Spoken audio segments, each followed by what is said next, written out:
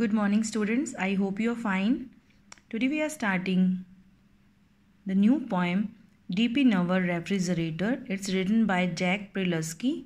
Okay, so deep in our refrigerator, we must have noticed that if food is left for a long time in refrigerator, it gets spoiled.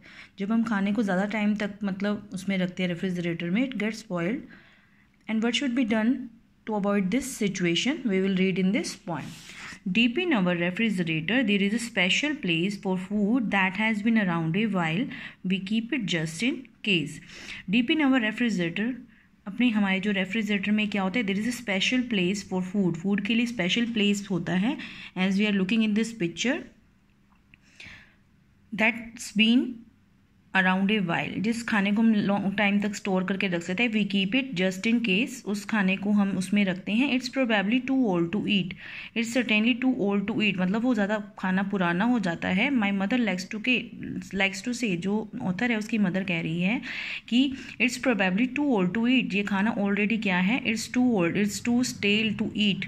बासी है, it's मतलब पुराना हो गया है बहुत. But I don't think, the author is saying that, but I don't think it's old enough. ये ज़्यादा पुराना हो गया है for me to throw away, कि मैं इसे फेंक दूँ.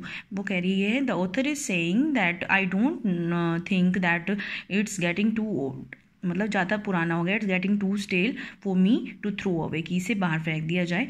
It stays there for a month और to ripen in the cold. Whenever we keep food for a month in the fridge or more than 1 month, it becomes tender, and soon we notice fuzzy clumps of multicolored mold. तो हम कई बार देखते हैं, जैसे हम fridge में हम long time तक किसी चीज़ को रखते हैं तो उसका जो टेस्ट है वो भी ख़त्म हो जाता है, उसके न्यूट्रिएंट्स भी सारे वेस्ट हो जाते हैं. So soon we notice fuzzy clumps. हम क्या कर नोटिस करते हैं, multi coloured mould. Multi coloured mould का मीनिंग क्या है कि उसमें अलग कलर की फफूंदी सी लग जाती है. फंगल ग्रोथ बोलते हैं. जैसे हम ब्रेड पे देखते हैं ना, ग्रीन से कलर की होती है, उसे क्या बोलते हैं, माउल्ड. फजी क्लम्प्स हो जाते हैं उसके.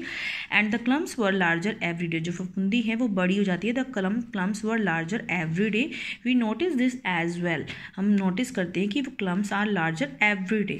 Okay, but mostly that we notice it is certain special smell. और हम क्या नोटिस करते हैं, whenever we keep food in our refrigerator for a long time, is special smell starts coming.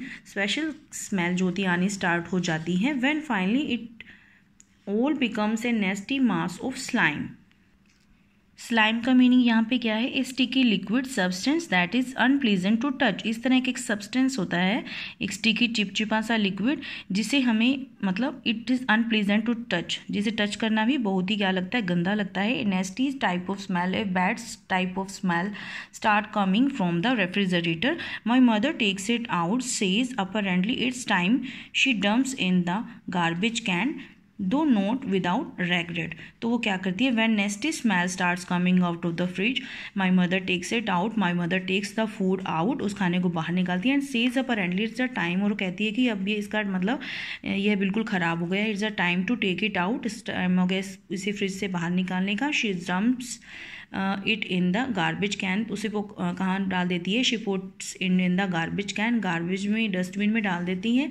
दो नोट विदाउट रेग्रेट किए बिना उस food को कहाँ डाल देती है, डस्टबिन में. Then fills the space with other food. तब फ्रिज में क्या फिल कर देती है, उसी जो गंदे खाने को निकाल के, नेस्टी फूड को निकाल कर उसके स्पेस पर अदर फूड, दूसरा फूड रख देती हैं. She puts the other food that's not so ancient yet, जो ज़्यादा भी पुराना नहीं हुआ, बासी नहीं हुआ. Okay, I hope you are understanding this poem. So you have to read this page number 20 and prepare an introduction page of this poem. If you have any doubt, then you can ask. Okay, students, thank you.